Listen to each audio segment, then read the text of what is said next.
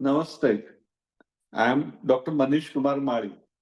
मी doctor Manish Kumar माळी, nephrologist म्हणजेच kidney विकार तज्ञ. सध्या पुणे येथे कार्यरत आहे.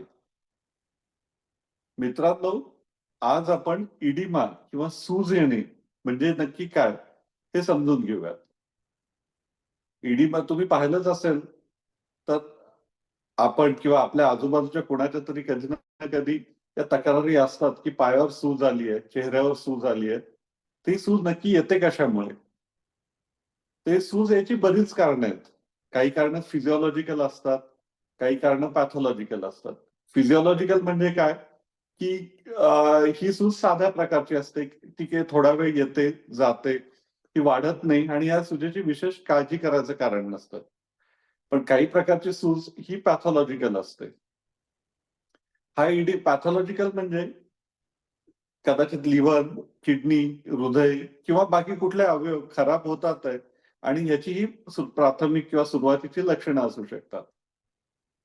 हा इडिमा किंवा ही सूज आपल्याला लोकलाइज आणि जनरलाइज अशा 2 प्रकारातही क्लासिफाय करता येते. लोकलाइज म्हणजे तुम्ही पाहिलं असेल, की आपल्याला कधी डास चावला किंवा कुठला कीटक चावला किंवा एखादी गांधील माशी चावली, तर तेवढ्या भागाला सूज येते. तो भाग हुळहुळा होतो. लाल होतो. तर याला लोकलाइज्ड इडिमा म्हणतात. लोकलाइज्ड म्हणजे तेवढ्या भागापुरताच आलेला इडिमा. आणि कधी-कधी जनरलाइज्ड इडिमा असतो. जनरलाइज्ड म्हणजे संपूर्ण पायावर इडिमा आलेला असतो, संपूर्ण शरीरावर इडिमा आलेला असतो, चेहऱ्यावर इडिमा असतो. इडिमा म्हणजे सूज. ही सूज आलेली असते. तर आता या सूज आल्यावर घाबरून जायचं का? सूज आल्यावर काय करायचं? तर सुरुवातीला आपल्याला हे समजून घेतलं पाहिजे, की हे पॅथॉलॉजिकल आहे का फिजिओलॉजिकल आहे? तर फिजिओलॉजिकल इडिमा कधी येतो? तर आपण बराच वेळ प्रवास केला. समजा बसमध्ये आपण बराच वेळ प्रवास केला आणि पाय खाली सोडून बसलो. तर कालांतराने आपल्या पायावर थोडीशी सूज जाणवायला लागते. आपले सूज जाणवायला लागते म्हणजे काय? तर आपले बूट असतील, आपली चप्पल असेल, ती आपल्याला थोडीशी घट्ट बसायला लागते किंवा बूट किंवा चप्पल काढता येत नाही. याला आपण इडिमा म्हणतो, सूज आलेलं म्हणतो. पण आपण हीच सूज रात्री झोपल्यानंतर सकाळी उठताना पाहिलं किंवा पाय थोडेसे वर करून बसलं, तर ही सूज निघून जाते. हा झाला फिजिओलॉजिकल इडिमा. ह्याच्यात काय होतं, की रक्तात बराच वेळ एका जागेवर बसल्यामुळे रक्ताभिसरण होत नाही आणि रक्ताभिसरण म्हणण्यापेक्षा जे पायातलं जे रक्त असतं, ते रक्त शरीरापर्यंत, हृदयापर्यंत लवकर पोहोचू शकत नाही. ते रक्त थोडंसं स्टॅग्नट होतं आणि त्यामुळे पायाला ही सूज येते. हेच जर तुम्ही पाहिलं तर बराच लांबचा विमान प्रवास जसं काही लोक इथून भारतातून अमेरिकेला जातात.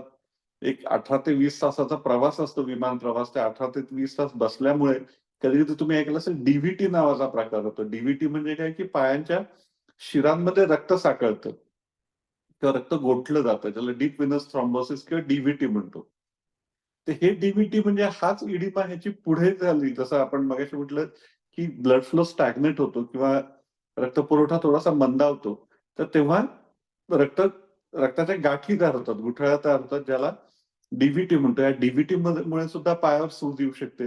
डी आणि साधी सूज ओळखायची कशी? तर पायात जर दुखत असेल खूप, टेंडर टू टच म्हणजे हात लावल्यावर पाय खूप दुखत असेल, लाल झाला असेल, रक्तपुरवठा एकदम कमी झाला असेल पायाचा, तर त्याला आपण डी म्हणतो. डी-व्ही-टीसाठी पायाचा डॉपलर किंवा सोनोग्राफी जे म्हणतो आपण ते करून आपण त्याचं निदान करता येतं. डी हा पॅथॉलॉजिकल स्वरूपातला इडिमा झाला. पण बराच वेळ बसल्यामुळे पायाला सूज येते, तर फिजिओलॉजिकल स्वरूपातला इडिमा झाला. तुम्ही पाहिलं असेल काही प्रकारचे जे ब्लड प्रेशर मेडिसिन्स असतात. एस्पेशली जे कॅल्शियम चॅनल ब्लॉकर, अॅम्लोडिपिन किंवा अशा पद्धतीचे जे मेडिसिन्स असतात, ज्यामुळे पायाला सूज येऊ शकते. हा पण त्या मेडिसिन रिलेटेड इडिमा असतो, ती औषधं बंद केली किंवा चेंज करून त्याच्याऐवजी दुसरी औषधं गेली, तर हा इडिमा कमी होतो. काय होतं या प्रकारची औषधं जी असतात, त्यामुळे रक्तवाहिन्या डायलेट होतात म्हणजे मोठ्या होतात आणि त्यामुळे ब्लड प्रेशर कमी व्हायला म्हणजे ज्याला आपण रिलॅक्स होतात म्हणतात रक्तवाहिन्या, तर त्या रिलॅक्स झाल्यामुळे रक्त थोडंसं प्रेशर कमी होतं आणि प्रेशर कमी झाल्यामुळे ते रक्त तिथे साठून आजूबाजूला रक्तातले जे प्लाझ्मा किंवा रक्तातले जे द्रव पदार्थ असतात ते बाहेर जाऊन सूज यायला लागते. पण या गोळ्या बंद केल्या तर तो इडिमा आपला कमी होऊ शकतो. हा झाला ड्रग रिलेटेड इडिमा. कधी कधी एखादं त्या भागाला पायाला जखम झाली, हाताला जखम झाली, काही फ्रॅक्चर झालं, तर आता प्रोटेक्टिव्ह मेकॅनिझम म्हणून सुद्धा शरीरातले जे प्रोटेक्टिव्ह मेकॅनिझम आहे त्यामुळे सुद्धा ती इडिमा येतो, सूज येतो. जसं आपण पाहिलं असेल पाय मुरगळला तर पाय मुरगळल्यावर सुद्धा सूज येते तेवढ्यापुरती. तर हा झाला पॅथॉलॉजिकल इडिमा, म्हणजे ही स्वेलिंग आहे. आणि हा जो असं काही लागल्यामुळे किंवा काही इजा झाल्यामुळे जो इडिमा येतो हा युनिलॅटरल असतो किंवा तेवढ्या भागापुरताच मर्यादित असतो. हा संपूर्ण शरीरात होत नाही. आता ह्याच्या पुढची जी सिच्युएशन असते ती कधी कधी व्हेरिकोज वेन्स तयार होतात. व्हेरिकोज वेन्स म्हणजे बराच वेळ उभं राहिल्यामुळे ज्या वेन्स डायलेट होतात आणि मग त्यामुळे व्हेरिकोज इडिमा येतो. व्हेरिकोज इडिमा असेल तर व्हेरिकोज वेन्सचा इडिमा टाळायसाठी आपल्याला त्याला व्हेरिकोज वेन्स होऊ नयेत म्हणून काही उपाय करावे लागतात. कधी त्याला लेझर वापरावं लागेल, कधी सर्जरी करावी लागेल. परफोरेटर्स इनकॉम्पिटंट असतील तर ते शोधून काढावे लागतात. तर अशा त्याचा एक स्पेशलाइज ट्रीटमेंट असते व्हेरिकोज वेन्सची.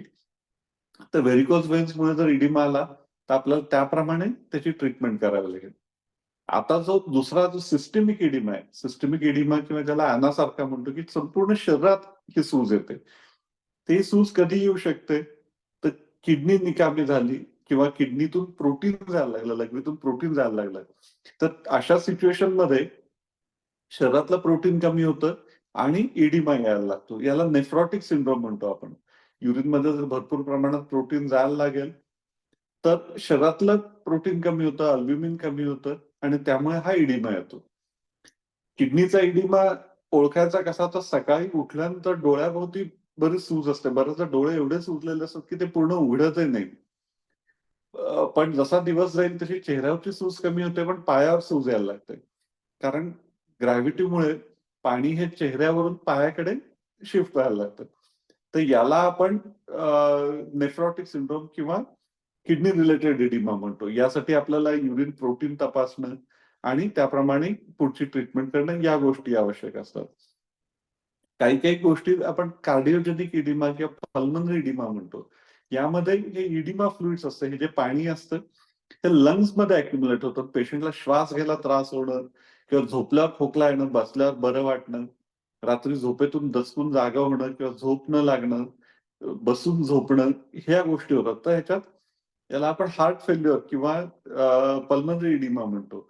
याची ट्रीटमेंट ही हार्ट फेल्युअरची ट्रीटमेंट देणं, डायुरेटिक्स देणं ही ट्रीटमेंट असते. कधी कधी काय होतं, लिव्हर सिरोसिस म्हणतो आपण. काही लिव्हरच्या व्हायरसेसमुळे किंवा मद्य, अल्कोहोल याच्या अतिसेवनामुळे लिव्हर खराब व्हायला लागतं. आणि लिव्हर खराब झाल्यामुळे लिव्हर अल्ब्युमिन तयार करत नाही. अल्ब्युमिन कमी झाल्यामुळे परत शरीरात या प्रकारचं सूज तयार व्हायला लागतं. तर याला सिरोसिस किंवा सिरोटिक इडिमा म्हणतो. याची ट्रीटमेंट लिव्हरची ट्रीटमेंट जी आहे तीच याची ट्रीटमेंट आहे. हे झालं सर्वसामान्य इडिमाच्या म्हणजे जे आपण म्हणतो की त्याची इटिओलॉजी विषयी किंवा कशामुळे इडिमा झाला हे. तसाच एक प्रकारचा इडिमा असतो जो सेरेब्रल इडिमा असतो, म्हणजे ब्रेनमध्ये इडिमा झालेला असतो. आता मेंदूला जर सूज आली तर मेंदू हा एका कवटीमध्ये प्रोटेक्टेड आहे, जी बोनी कवटी आहे, ज्याला म्हणजे हाडांचं आवरण आहे. त्यामुळे त्या सुजेला एक्सपांड व्हायला किंवा ब्रेन एक्सपांड व्हायला जागा मिळत नाही. त्यामुळे ब्रेन मधलं प्रेशर वाढतं आणि मग यामध्ये पेशंटची शुद्ध हरपणं, पेशंटला कन्व्हर्जन्स येणं, या अशा कन्व्हर्जन्स म्हणजे फिट्स, आकडी येणं, या गोष्टी होऊ शकतात. आणि त्यामुळे असे पेशंट हे आयसीयू मध्ये ऍडमिट होतात, व्हेंटिलेटरवर असतात. तर या सर्वसामान्यपणे जर आपण पाहिलं तर इडिमाची ट्रीटमेंट काय राहील? आता ट्रीटमेंटकडे आलो. लोकलाइज्ड इडिमा असेल तर लोकलाइज्ड ट्रीटमेंट देणं गरजेचं आहे. काही जखम झालेली आहे का? डीबीटी झालेला आहे का? या गोष्टी बघणं गरजेचं आहे. तिथं थोडंसं बर्फाने शेकणं आणि तो भाग इमोबिलाइज ठेवणं, ह्या गोष्टी गरजेच्या आहेत. कधी-कधी आपल्याला ग्लिसरीन आणि मॅग्नेशियम सल्फेट वरती लावून ती सूज कमी करता येते. Kidney related, liver related oedema असेल, हार्ट रिलेटेड इडिमा असेल, त्याच्यात सगळ्यात महत्वाचं की मिठाचं प्रमाण कमी ठेवणं. कारण मीठ जेवढं आपण जास्त घेऊ तेवढं ते मीठ पाणी शरीरात साठवून ठेवणार. त्यामुळे जेवणातलं मिठाचं प्रमाण एकदम कमी ठेवणं हे गरजेचं आहे. तसंच पाण्याचं प्रमाण सुद्धा कमी ठेवणं गरजेचं आहे. बऱ्याच जणांना वाटेल की किडनीचा जर प्रॉब्लेम असेल तर किडनी फ्लश आउट व्हायसाठी, किडनीनी जास्त युरिन बनवायसाठी आपण जास्त पाणी पिलं पाहिजे, पण नाही. तर आपण जास्त इडिमाचा अर्थ काय की शरीरात पाण्याचं प्रमाण वाढलेलं आहे आणि हे वाढलेलं प्रमाण असल्यामुळे आपल्याला जेवणाद्वारे किंवा पाणी जे पोटात जाणार आहे ते पाणी जेवढं कमीत कमी ठेवता येईल तेवढा तो इडिमा लवकरात लवकर कमी होणार आहे. नंतर अल्ब्युमिनचे इंजेक्शन्स देऊ शकतो आपण. मूळ जो आजार आहे त्याला ठीक करू शकतो. ब्लड प्रेशर कंट्रोल करणं गरजेचं आहे. आणि सगळ्यात महत्वाची ज्या ट्रीटमेंटचा जो भाग आहे तो म्हणजे डायुरेटिक्स देणं. जे लूप डायुरेटिक्स आहेत, टॉर्सेमाइड किंवा फ्युसेमाइड नावाचे जे लूप डायुरेटिक्स आहेत, जे सगळ्यात जास्त पोटंट डायुरेटिक आहेत.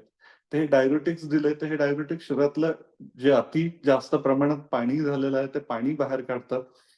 पाणी बाहेर काढल्याने जे शरीरातले जे द्रव्य जे असतात, हिमोग्लोबिन असेल, सोडियम असेल, पोटॅशियम असेल, हे द्रव्य जे डायल्यूट झालेले असतात ते कॉन्सन्ट्रेटेड फॉर्ममध्ये परत येऊ शकतात आणि पेशंटचं वजन कमी झाल्यामुळे, पेशंटचा इडिमा कमी झाल्यामुळे पेशंटचे सिम्प्टम्स कमी होऊ शकतात. पण हे डायुरेटिक्स जे आहेत, ते डायुरेटिक्स फक्त सिम्प्टमॅटिक किंवा ॲज अँड व्हेन किंवा जेव्हा लागतील तेव्हाच वापरणं गरजेचं आहे. कारण हे डायुरेटिक्स जर आपण सारखे वापरत गेलो आणि मूळ आजारच जर नाही त्याच्याकडे लक्ष दिलं किंवा मूळ आजार जर नाही बरा केला, तर हा इडिमा परत वाढू शकतो आणि डायुरेटिक रेझिस्टन्स जो म्हणतो आपण, की आज समजा 5 मिलीग्रामच्या गोळीनी काम होत असेल, तर उद्या 20 मिलीग्रामच्या गोळीला तो रिस्पॉन्स मिळणार नाही. परवा 100 मिलीग्राम जरी घेतलं तरी रिस्पॉन्स मिळणार नाही. तर त्यामुळे डायुरेटिक्स हे आपल्याला फक्त ॲज अँड व्हेन जेव्हा गरज आहे, तेव्हाच वापरायचे आहेत. डायुरेटिक्स आपल्याला अति डायुरेटिक्सचं सेवनही नाही करायचं. पण मूळ आजार काय तो शोधून काढायचा आहे आणि त्याप्रमाणे ट्रीटमेंट देणं गरजेचं आहे. आणि या सगळ्यांसाठी आपल्याला आपल्या डॉक्टरांशी किंवा स्पेशालिस्टशी संपर्क करणं गरजेचं आहे. आपणच स्वतःचं निदान करून त्याप्रमाणे आपणच स्वतः ट्रीटमेंट देत बसण्यापेक्षा वेळेवर योग्य वैद्यकीय सल्ला घेतलात, तर आपल्याला या इडिमापासून मुक्ती मिळवता येईल. धन्यवाद.